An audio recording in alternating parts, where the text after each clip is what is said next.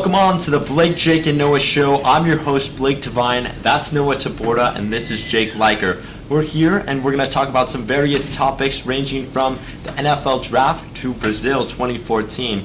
With that being said, there's a number to call in today, and that is 805-682-6234. One more time, 805-682-6234. And that is going to be the number to call in. Also, be sure to like our page on Facebook. Blake, Jake, and Noah on Facebook. We have about 500 likes, and we're trying to get to 600. So it's a lofty goal, but we're hopefully going to get there. With that being said, guys, moving on to our first topic, the NFL Draft. It's going to be held in either Chicago or LA. LA, as we know, does not have a football team, and Chicago sure have the Bears. But Noah, I'm going to hand this over to you. Why does Chicago deserve the draft over LA? Well, of course, I'm a Chicago native, and personally, I've experienced what the passion is like in Chicago. So passionate about football, and of course, unlike LA, they actually have a football team, and that's the big difference.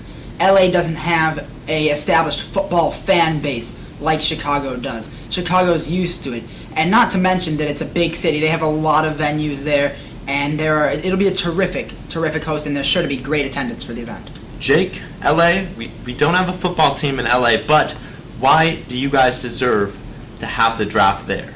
Well, because we don't have a team, as Noah said, and, the NFL has completely turned the other cheek towards us. They pretended that we haven't existed since we lost not one but two franchises. They could at least pretend to care about us and give us a draft before they put two teams in London and another one in Mexico City or wherever else they decide is better than Los Angeles.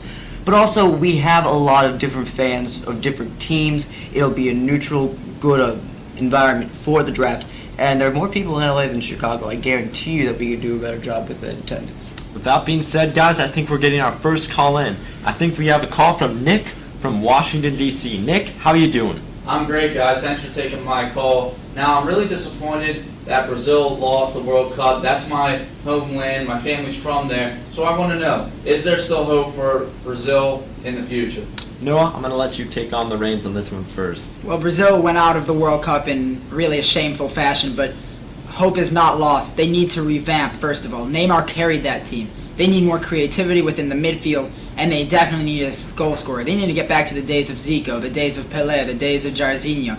And once they do that, they can really become that powerhouse again. But no, if you're a fan of Brazil, keep your hope, because this is Brazil. This is one of the most storied countries in the world.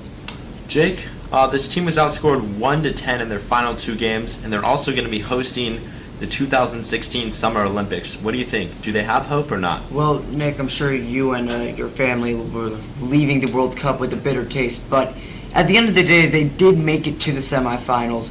They did have enough to be a top 4 team in the World Cup. Now, take away the pressure of playing in your homeland in 2018. Take away the injuries and penalties. Now you might have Neymar and Thiago Silva with you. You've gotten rid of your manager, Scolari.